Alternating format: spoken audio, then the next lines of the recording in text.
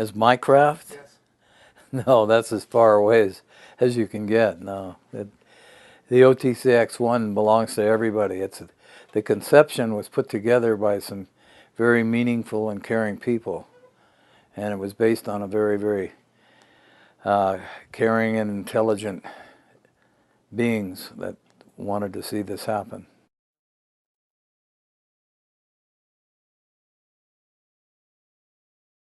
At the present time, well, me personally, I have to say this collectively because we are working in many different areas, and we have reached the stage of prototype reality where we are now ready to produce when given the signal that they're ready to understand the technology in the reality that it exists. Yes, the answer is we do have things waiting in the wings for people.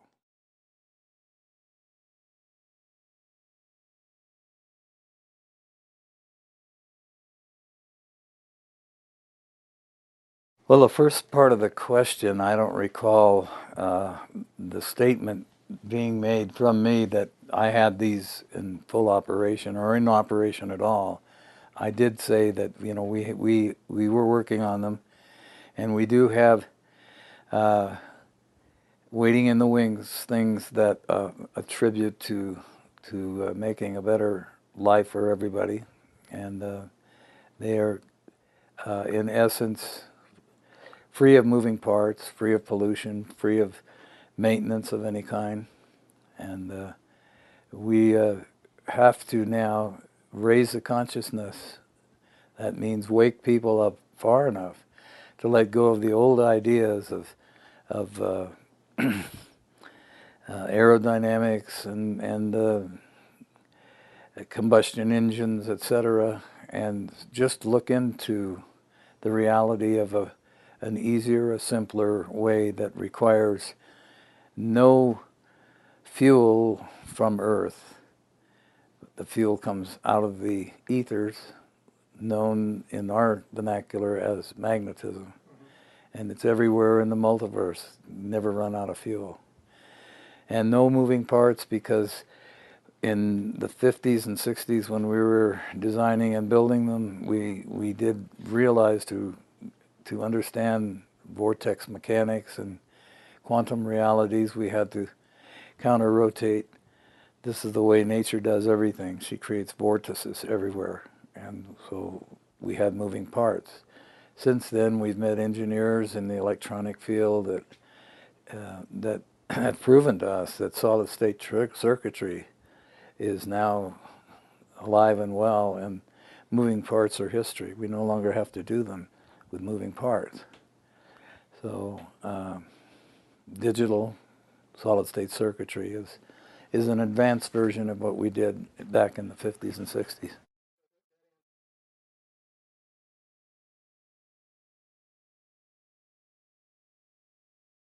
Well, now I've just, you know, my status was a lab tech. I left where the previous job I had was a laboratory technician, and when I went to car, I thought that's where I fit in, but I became a gopher. I went for hamburgers and food and hot drinks for the guys, and I worked on the lathe because as a kid I was a machinist, so I knew how to turn things. I knew how to use a bench press, a milling machine, etc. So I did cut some of the parts. I helped hold wires while they were connecting different things. I was kind of a day Friday boy around there. So I had many jobs. I was multitasking all the time. So, but my job wasn't to design, and my job wasn't to build per se. I helped them build it, but I was not the engineer, and I didn't have even though I understood sacred geometry and how exacting it has to be or it won't work, I honored that while I was working, and everything I did was with that in mind. But there was quite a few of us working on it, and so I was just a cog in the wheel.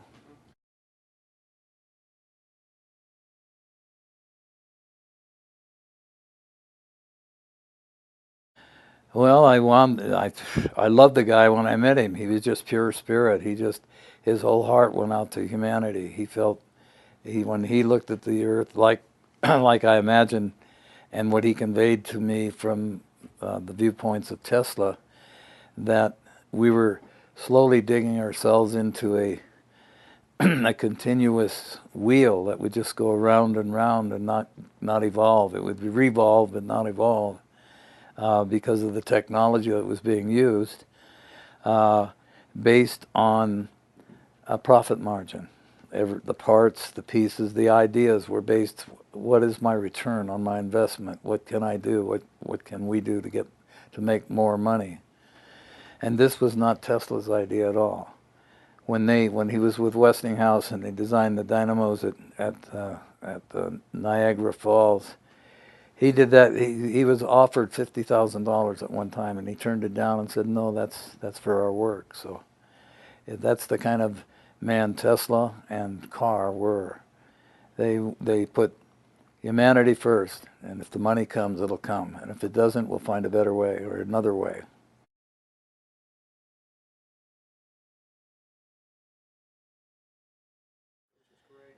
He did emphasize to all of us all the time, 24/7, the uh, the um, the need for understanding what consciousness was, to being consciously aware of every move. If we moved apart from point A to point B, we had to know exactly where we moved it from and exactly where we put it. And the idea of that training was to realize that in sacred geometry, you have to have your alignments exact. If you don't put them in the right place at the right time, you'll get no results. So by putting them and being conscious of where I put this or where I'm putting this at all times, it falls into place, and eventually whatever your cause is will have an effect that's successful.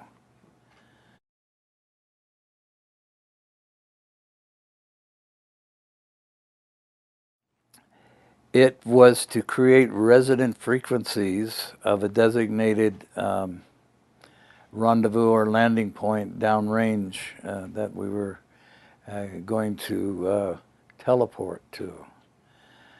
Teleporting is something that has to do with being outside of what we call time and space. It just is a state of being, a state of the mind.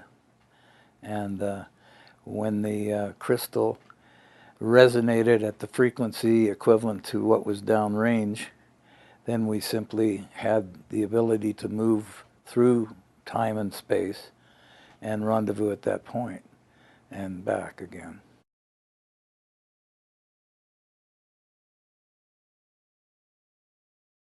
The engineers, they took a truck and went down, and they had their instruments, and I don't know what they're called, but they equated the location to light and color, or the location was vibrating at certain vibrations and frequencies equated to light and color. So they said, well, this is it. They scanned the area and said, this is where the craft will come and go from.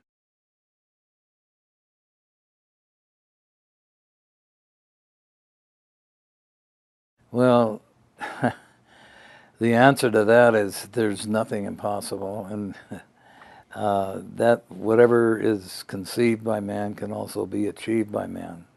We weren't able to fly at one time. We weren't able to go to the moon at one time, and all these are history now, like spaceships will soon become.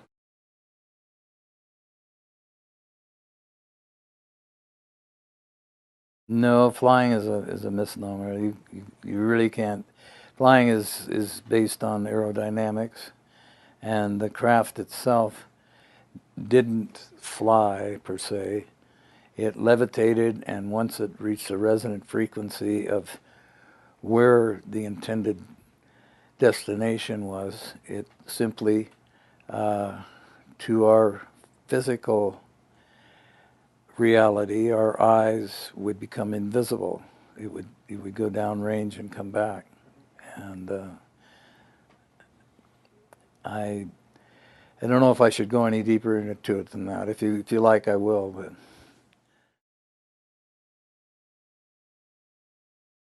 we were dealing with, and Carr kept us well aware of consciousness and who and what we are. Basically, we are energy. We are force fields. All of us are light beings. We lost the awareness of this because we chose to use our our powers of creation to create a third-dimensional reality, and move through time and space in segments. Actually, energy cannot be created or destroyed, and energy is everywhere. And we are a part of a one collective consciousness that's also everywhere. So in essence, we moved downrange at the speed of thought. We had only to think of where we were going, and we were already there because energy is everywhere.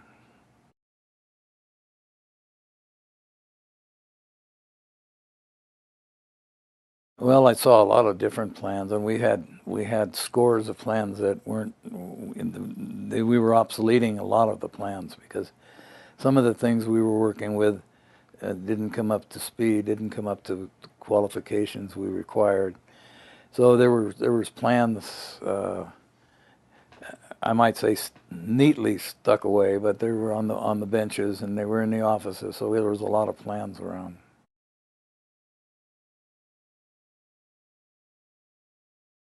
Well, a day at OTC Enterprises was a 24-hour day. If someone was on the benches or on the presses or on the designing tables or using what we had to put things together. So, and I remember being at 3 o'clock in the morning, being there when there was almost the whole crew working.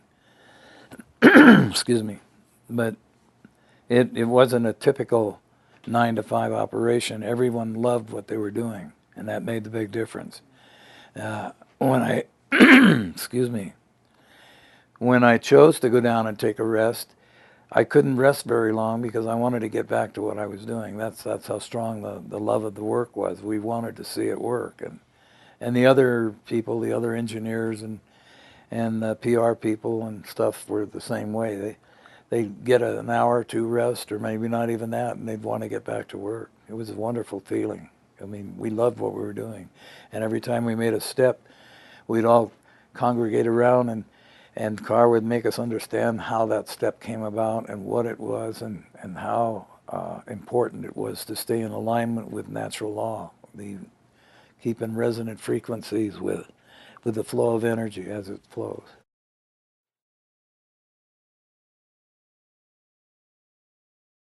Yes, indeed, and they're very as anxious now, which does my heart a very, very good feeling because they're as anxious today as we were in those days. They understand sacred geometry, the codes that Carr put into the dimensions of mystery, a book that he wrote on poetry and prose and so forth. When he was turned down by the patent office to patent a device with levitation, he had to pull that out, and he wrote a book and said, when the day comes that they'll be able to decode this, we'll have spaceships again, because this is the soul story and simplicity of levitation and how simple it is.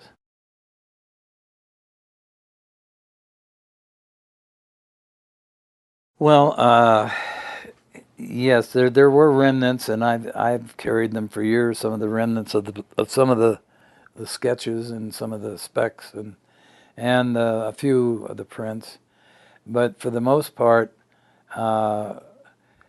realizing that the system was not ready for what we had to offer, we knew that we might be shut down, and we tried to protect what we had, but the shutdown came faster than we realized. We never thought that would happen so abruptly, and everything was confiscated. Everything was taken out of the offices, all the files, all the prints in the shop, all taken.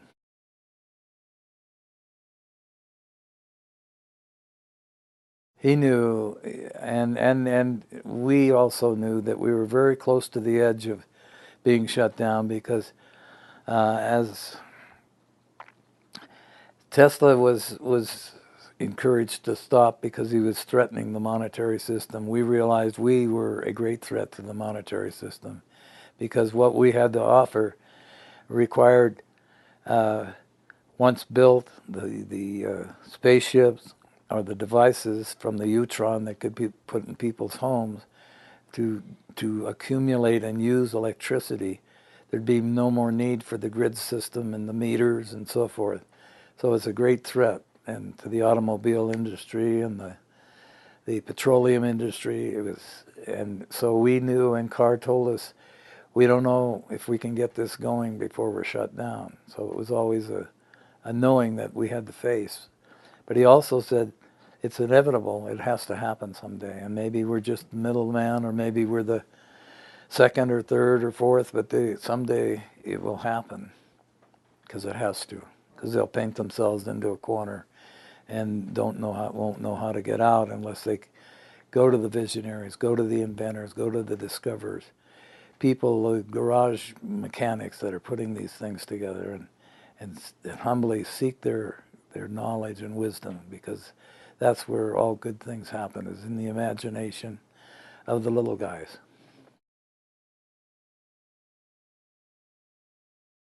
Well, I was told here, we're in Prescott, Arizona right now, and just a mile or two away from here is Yavapai College. And I built a replica of the spaceships. I came out here to build a replica of the spaceship underground. And I designed and built it the same way we built the craft, being very careful to follow natural law. And people that got wind of it came and were very impressed, and they had people coming out filming it and so forth, and they asked me to speak at Yavapai College, and how I could build a magnificent habitat that was running totally on free and abundant energy for $5,000, that was appraised and valued in those days at $165,000. So they asked me to speak, and I did. And that a very grainy video still exists. It's somewhere in the archives of the whole episode and the house. But while I was at Yavapai College, a professor this was when the Freedom of Information Act was in progress, and he gave a lecture there, and I happened to be in the lecture hall when he was going on about all these things that are happening that we knew nothing about. Now they're known as black ops, but in those days we didn't really have a label for a lot of them. We just felt that they were using taxpayers' monies and not letting the people know where the money was going and so forth. But he said one of the things that he noticed, and he didn't even know I was in the audience, but he was mentioning that he was in Los Alamos, New Mexico, and he'd gone down 9 levels underground, 9 elevators or whatever down underground, and noticed that there were bays filled with different, very unusually built devices that looked like it was from out of the future. And one of them that he saw was the OTCX-1, the 45-foot craft that was confiscated. And the orders of the guides or the guardians of the place were ordered not to talk to any of the observers, but he happened to make friends with one of the guardians or guards, and he said that they had tried to mount weapons on them, and using a pure magnetic field, weapons are obsolete, they can't be used. So what happened, there was a lot of very tragic and severe accidents, because everything they tried would blow up on them, and they had to abandon the idea. They were going to use them as scout vehicles and so forth. So So I was happy to know that of the location, and I was happy to know that that they weren't going to be able to use it, because those machines, the ones we were building, was for humanity, and you had to have the spirit of love and respect, or they wouldn't operate.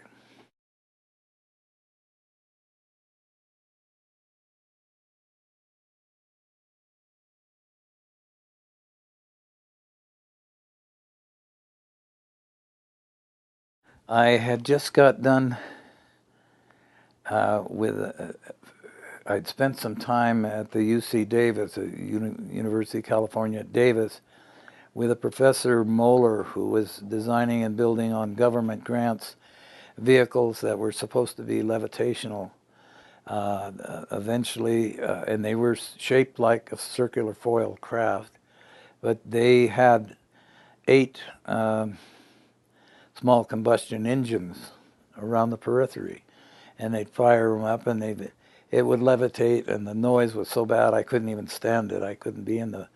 But I had talked to Moeller and said, that what about if we considered another source for the power, like magnetism? And he rather abruptly told me, no, no, this is government funded. This is what they want me to do. This is kind of a showtime for the public to see. See, we're working on this. Then I said, well, you expect to ever succeed? He says, not at this rate. We're never going to get more than 100 feet off the ground. So I said, well, okay, thank you. And now he's building floating cars, or get off maybe 10 or 15 feet off the ground. But the amount of money he was being paid on government grants to just make a show that we're working on it, was tremendous. I mean, there's hundreds of thousands of dollars for naught. It wasn't going productively anywhere.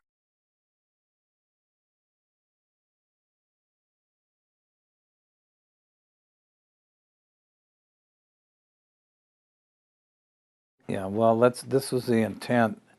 Um, I wanted to become isolated far enough away from the mainstream, so that I wouldn't be bothered or looky-loos and so forth, because some of the things that we were experimenting with did have things to do with light and vibrations and some sounds and so forth. So we felt our way over to Prescott, Arizona, and actually about 18 miles north of Prescott is a place called Chino Valley, and we found a very remote piece of land, and we had to have the land invite us, because this is part of sacred geometry. You have to be at the right place. You have to start it with a solid foundation or it won't work.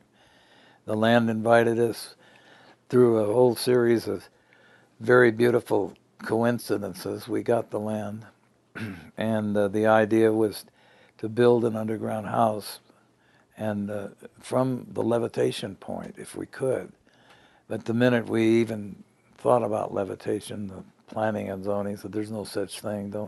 You're going to have to anchor this and so forth. So we didn't go any further with that idea. We said, okay. So we did build the craft, the replica. It's still there to this day. We were over there just the other day. I think you were with us. It's still intact. It's still functional. It's been remodeled, but we started, once we got it built to a point where I could put up a workbench. I started building small experimental models that I wanted to. We had 12 acres, 12 and a half acres, and I had a meadow down below, and I wanted to levitate these craft around, so that just for tests, to see if we could do it. Well, I didn't have enough of the knowledge. I didn't have enough of what I was doing, so it was taking me quite a bit of time. But we attracted from the neighbors, of our activity, because we were lighting up the whole place, and we had no wires, no telephone poles. We had plenty of water. We were using air wells for water. We were using um, ham radios for telephones, and solar panels, and we had television, we had computer, small computer, Timex Sinclair, 16 kBs, but that's what it was in those days. But everything was running, and we lit up the whole top of the mountain, and our neighbors were using candle lights and and lanterns and flashlights, and so we became a very curious thing to them. So they had people coming out, they would report them to somebody, and they would come out and kind of see, what are you up to here, and so forth. Are you following the codes and the rules? And because our septic system that we put in, I didn't want to go with that. I had got plans from Sweden of a recyclable system that was completely pure and reusable. The methane gas and everything could be used. And I went to the planning and zoning, and they said, forget it. You've got to dig a whole septic system, put a leach line. I had to adhere to something I didn't want to, but we became apprehensive because they were then starting to fly. See, I was being watched ever since I left Carr. They said, we're going to be monitoring you forever, and you're not to ever try this again or get together with anybody and so forth. So then when we started noticing these black helicopters with no markings on them, and they'd come right over with big cameras, and I could see the guy with the cameras just filming our land and trying to film what was inside the underground house. We felt this isn't going to work because they're going to come in and take our land away or whatever. So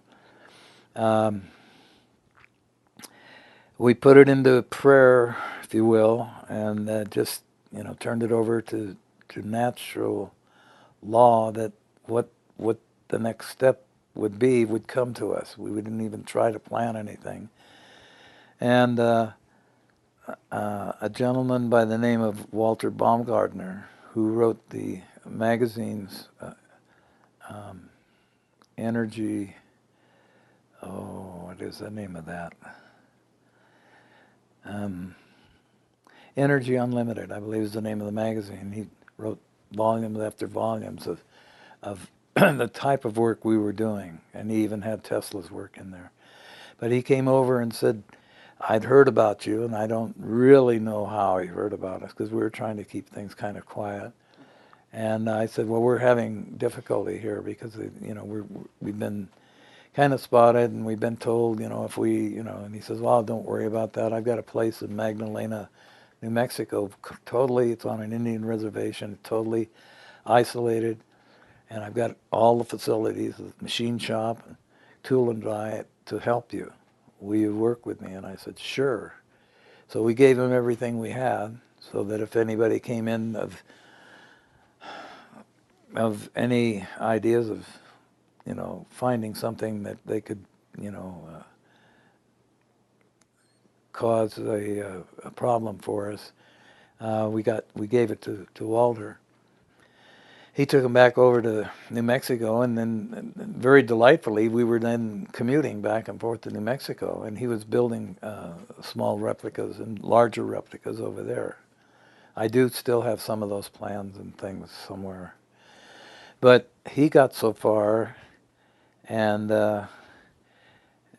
the unusual thing that most people don't understand, this isn't a conventional nuts and bolts linear craft. It's not like anything, not like an automobile. You can't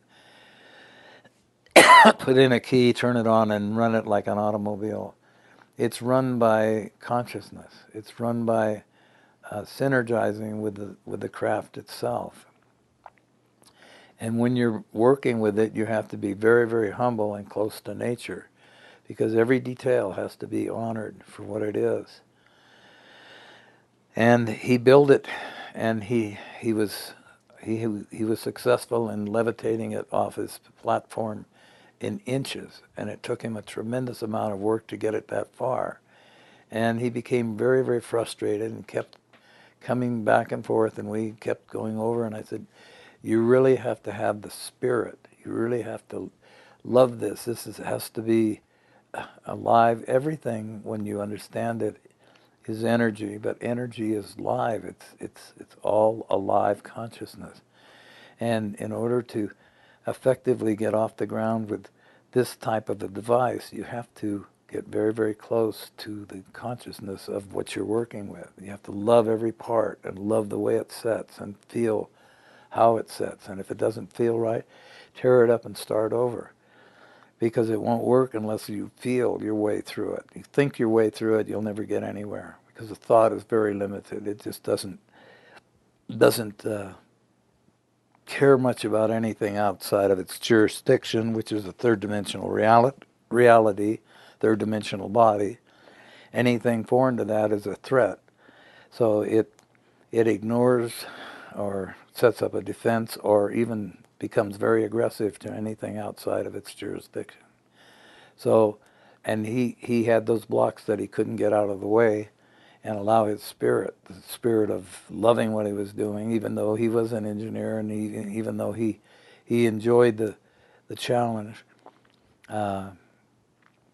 He eventually, we lost contact because we had to do some other things, and eventually he had to cease his operation.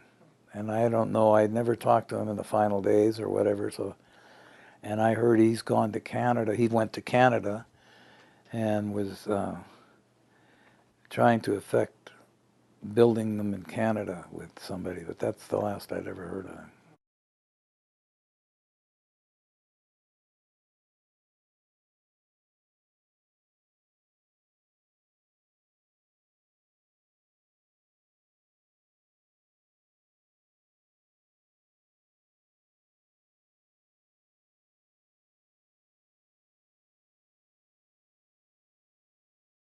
Oh, well, that was abandoned at one time. I mean, we were, a lot of these, I don't know, some of them anyway, are earlier drawings, and some of the later drawings aren't even here. But the accumulator, once aligned with the natural flows of energy, the magnetic fields of energy that are flowing all around us, uh, accumulated electricity, if you will, or energy, not really electricity till it accumulated it, and then distributed it, opposed to a generator which generates electricity. And this is what we live in now, generated electricity, which is sold through telephone poles and wires and eventually a meter and become very, very expensive, causing a displacement of sometimes 78 to 80% of a person's income just to support the energy bills.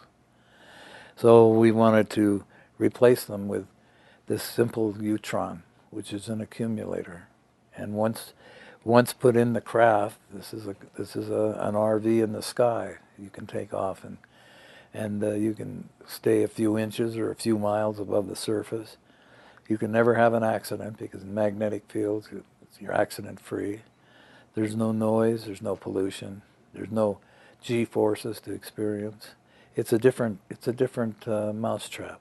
It's completely different.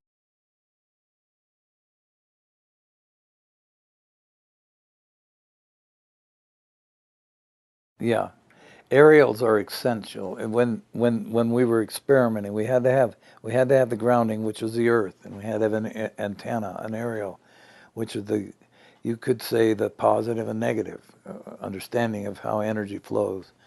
Like the Mobius twist, everything is in vortexual motion. It never really begins or ends.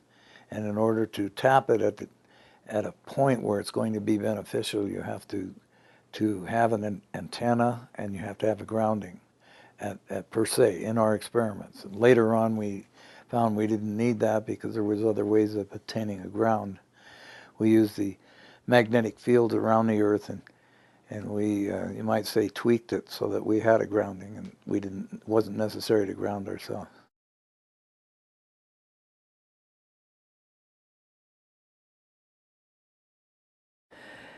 There is no threat to the system as far as people wanting the horse and buggy. The Amish still have the horse and buggy. The Quakers have the horse and buggy. The car lovers, enthusiasts, classic cars, there's still Corvettes, there's still Maseratis, there's Lamborghinis. They don't have to give any of that up. We just want to add to the system. We want to, like they added airplanes, now we want to add a, a vehicle, a ship, if you will, a circular foil craft that would be both habitation and transportation. And they could be as large as you wanted. You could have farms, you could have waterfalls, you could have lakes, you could have anything on them. It doesn't matter. The technology that I'm speaking of doesn't sound very familiar because it's ether in essence, and it has to do with the creative powers of the mind. And once you realize how creative we really are, you can do anything. There is nothing that's impossible to do, and we've done it.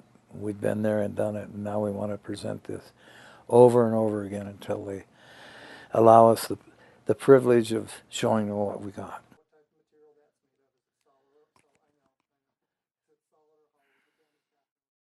Well, we experimented with both, and it took Carr years to finally, in many experiments, lots of time, lots of money, to finally arrive at a very hollow double tetrahedron, just like shaped like a diamond, or two ice cream cones, one on top of the other at the base.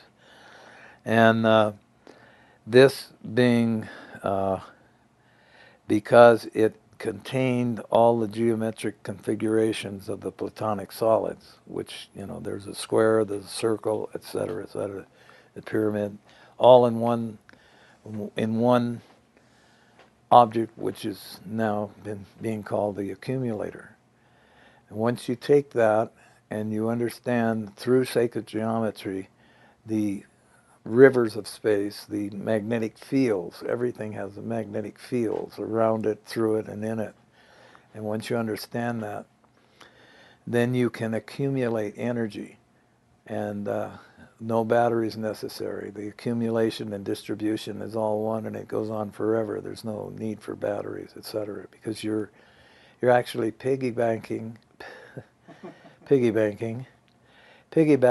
nature, energy itself. There's nothing but energy, and you're piggybacking that and using it as such. You're grabbing on, and it would be like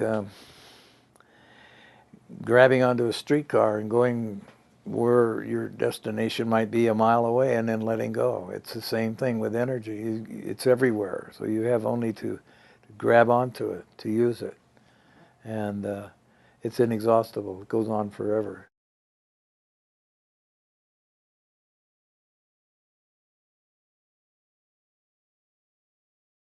I really, I really don't know, because the materials in those days are very antiquated compared to what we have today. And to say silicone or poly anything would be a mistake, because I don't know what it was. I'm not sure.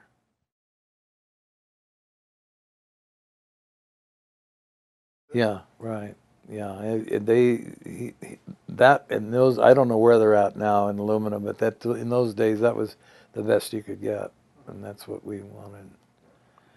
Um, the other parts of the craft, some of them were conventional parts. I machined some of the little parts and stuff, but I don't really remember too much about the details of everything.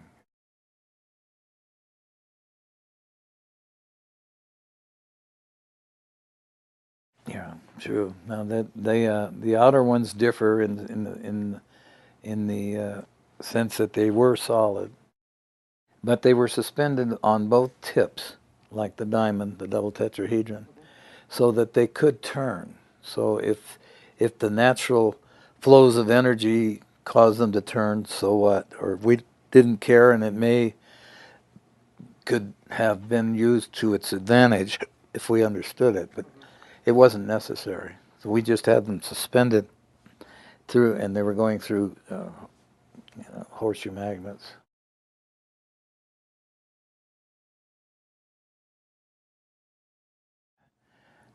The answer to that has to be multi, because it's not a single answer. Like a generator is a motor, and a motor is a generator, just depending on how you're using it, or your windings, or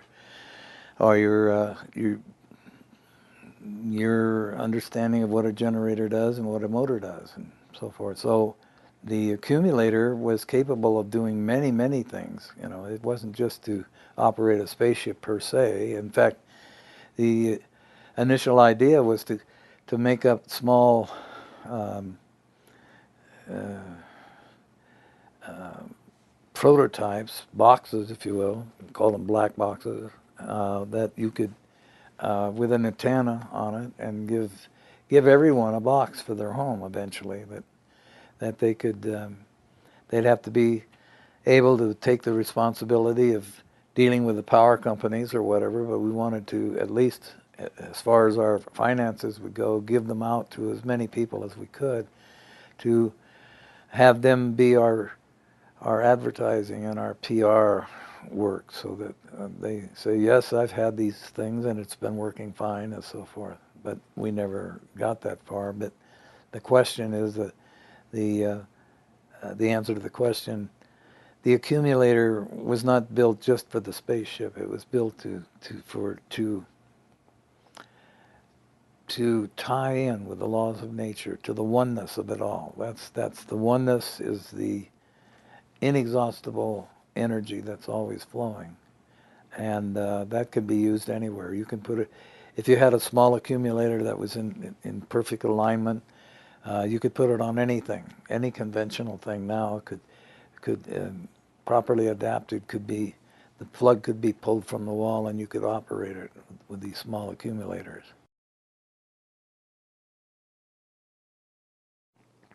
Yeah, the spindle, I'm not, I don't, you know, I don't recall the spindle. It must have, I don't recall the spindle ever going through the accumulator, but apparently maybe it did. I never saw the inside of it. I knew that it was hollow. There was nothing in there. And I would think that any insertion of anything in there would disrupt the sacred geometry, unless it was designed to work that way. But I don't know.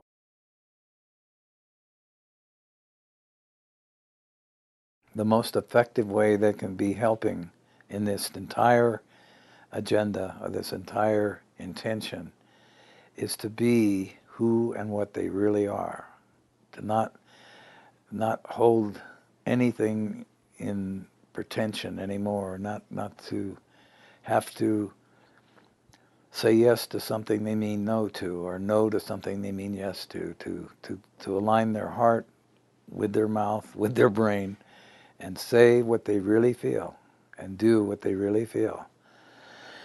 This will affect the change necessary not only in them, but in the collective consciousness, which is all of us. And if we all do this collectively together, if we can get the idea of standing our ground, and with the threat of being fired, with the threat of losing your home or car, stand your ground, because you have the power of the multiverse with you.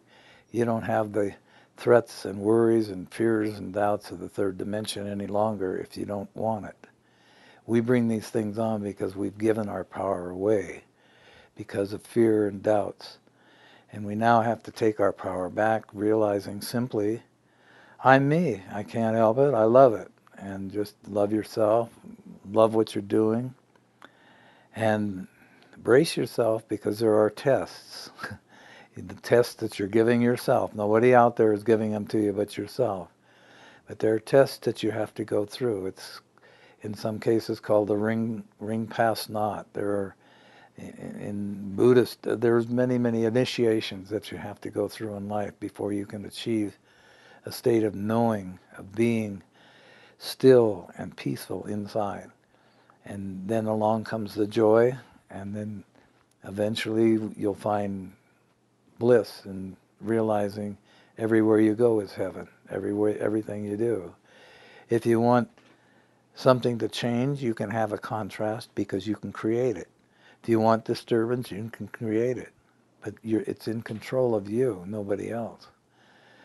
So the best thing in the way of helping would be to raise the consciousness. Of course, we have people in the field now spending long hours, day and night, like Walter, who's filming this episode right now.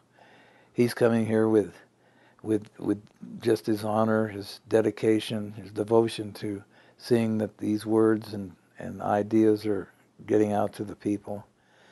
No pay, nobody really sponsoring or taking care of his needs and so forth. And there are people in our pods. We call them pods. They're just small groups of people. They're all over the world, in Australia and New Zealand and everywhere, are working on a shoestring.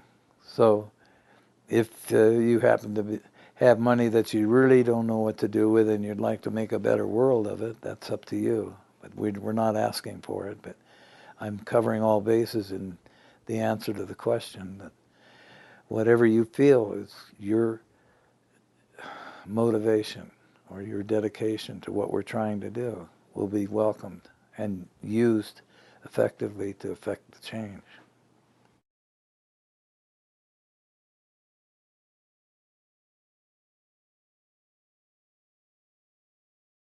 First of all, there are three well-known stages of knighthood. One is the Knights of Malta. One is the Knights of St. John, which are affiliated with the Knights of Malta. And then there's the Knights Templar. That's the three well-known knights. There are knights everywhere in the world on different levels, and some of them are rogue knights. They just go around affecting changes and helping people, not asking for anything in return. And that's what true knighthood is. It doesn't want to do anything but protect the rights of others to pursue whatever life they want. The changes now in knighthood are being observed on the on a very large and deeply rooted scale. That being, they were and still are to this day an organization. They are a corporate organization that has rules and regulations based on third dimensional realities with contracts, et cetera, in a sense. It's not as drastic as the contracts we have with General Motors or PG&E or whatever, but it is still a monarchy where they're being told you must adhere to this and that, like a religion. It's similar to a religion, although it's much deeper, because a knight is dedicated, and you have to be dedicated. You're a knight before you're a knight. You have to have it in your heart and soul to want to be a guardian of people's rights to pursue the life the way they want, in any way they want, no restrictions, nothing. And the organizations have restrictions. You really have to do this and wear this and so forth. So now they're dissolving the organizations, and many of us, Marcia and I, were both knights in the Knights Templar. We've pulled away from the structure and have become what's known as rogue knights.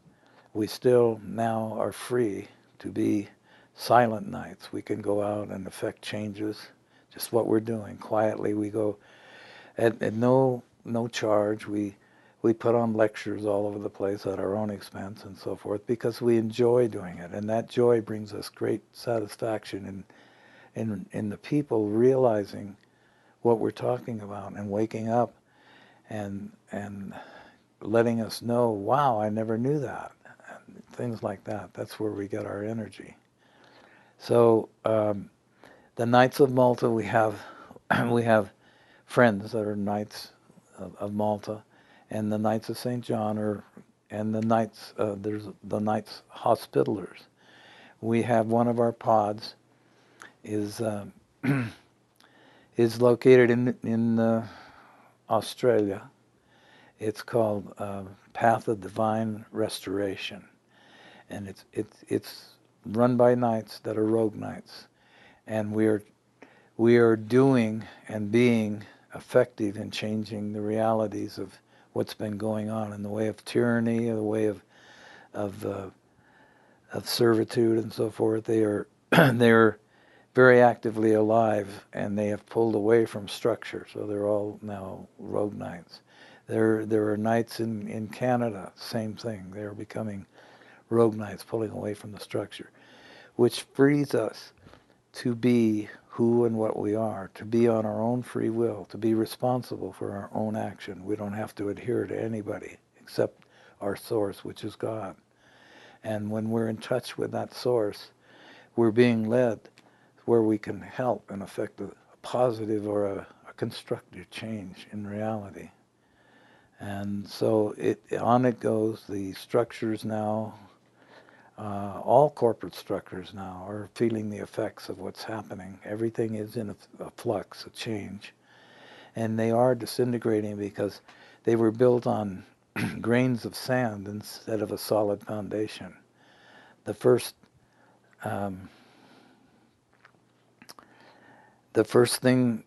choice, the first decision that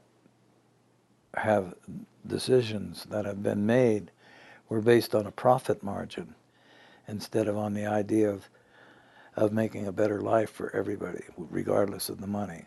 And when you base things on a profit margin, you become very, very sloppy, and you don't particularly care where or how you can fluctuate the monetary system up or down according to what the traffic will bear, and this puts people in a very awkward situation.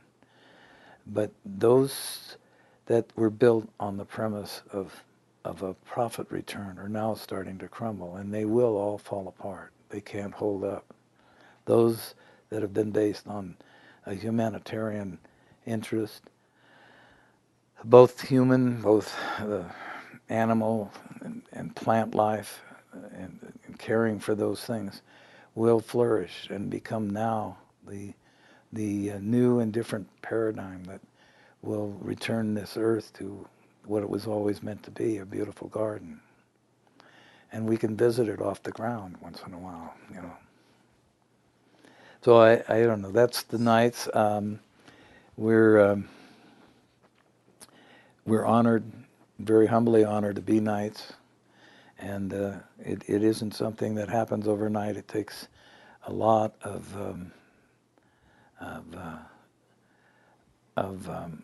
dedication, a lot of knowing that everyone's life must become more important than your own at all times. So no matter where you go or what you do, that's where we stand. It would be appropriate to say that these things and more are now waiting in pods around the earth. It's global in scope, and people have only to raise their scopes, their horizons, or their consciousness to start accepting things that they have been programmed not to accept in the past. As a sense of reprogramming, saying and doing and realizing everything is a part of the one, and the one is good. There is nothing that is not good. We have created the idea of evil. We, as humans, have created the idea of fear and doubts. And this is our creation. It is not nature's. And if we refuse to no longer use those, our consciousness will raise all and of itself to a higher degree, a higher understanding, and a deeper love and respect for nature and all the laws that go with it. It has only to be realized that we are energy. We are materializing things with our mind. This density called the third dimension is being created in what could equate to nanoseconds. It's so fast that the brain cannot even conceive of the conception of manifestation. But the minute we look at something, we're creating it. The minute we think of something, we're creating it. We are infinite creators, and we go on forever. And if we would create good and wonderful things, be productive in what we think about, what we feel, what we know, and look at things with compassion and love instead of fears and doubts and ideas of profit margins, we could have the realization that we have never left heaven, that it's always been here. We just lost sight of it. And in raising our consciousness, you'll find joy in what you're doing, joy in what what you realize, and eventually feel everywhere you go is heaven, because it's not outside yourself, it's inside. And once you find that, you never want to go anyplace else. So I guess that would I would like to see everybody ponder that for a while and realize I had my part of my body, my finger, looked at under an electron microscope, and all I saw was energy. That convinced me that what I now know to be true, but that was the reality, that I was looking at pure energy. There's no finger. There was nothing there but energy. So when you get to realizing your energy and that you're a magnificent creative being, and you don't have to succumb to servitude, you don't have to toil anymore under somebody's dictatorship for the ways and means to take care of yourself and your families. You can stand your ground and realize that you are a part of an infinite creation and a creator, which is all of us. And collectively, together, there is nothing that can stop us. The thing that has separated us and continues to separate us is the programming that says we're wrong, we're bad, we can't, we should, we shouldn't. And those things now, because we're entering a new paradigm, have to be abandoned. And the new ideas, simple ones, is I can do anything. Everything is good, everything is beautiful, and I won't accept anything else. Once you accept or adopt that attitude, you'll find your whole world changing dramatically, beautifully, differently. And you don't have to worry, because your needs will come to you. Don't try. Just stay out of the way and keep that consciousness alive that everything is good. Everything is okay. We're living in the now.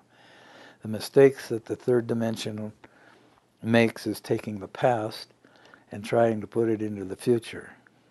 A brief example of that is you have a problem that's coming up and it looks like the same problem we had before. So I'll use the same technique of the past. Well, the problem still comes back, so apparently it was never solved. So it keeps coming back stronger sometimes, because that's the way nature kind of gives wake-up calls. Because you're taking the past understanding and trying to solve a future situation, and it will never work. You'll just be in a squirrel cage forever. You have to be still and live in the now, and stay in the now with the faith and the trust and the discipline, because it's not easy. You want to give in to temptation, and you want to give in to the idea of panic and so forth, and fears and doubts. But don't go there. Just stay your ground and stay there long enough, and you'll find you will never be let down by the laws of nature, because it's always with you. And if you keep taking the trash out of your thought patterns, thought versus your feelings versus your intuition, if you keep taking those out and replacing them with your feelings of love and compassion and so forth, you'll find your whole world instantly sometimes will change. And everything you need will come to you when you need it. Not necessarily when you want it, but it'll be there when you need it. When something is really a part of necessary for your growth and understanding, it will be there, and it can't fail, because you are the creator of your own reality, your own destiny, and you can create the need for something to take care of yourself, your family, or whatever, and it will come in a different way, but it will come.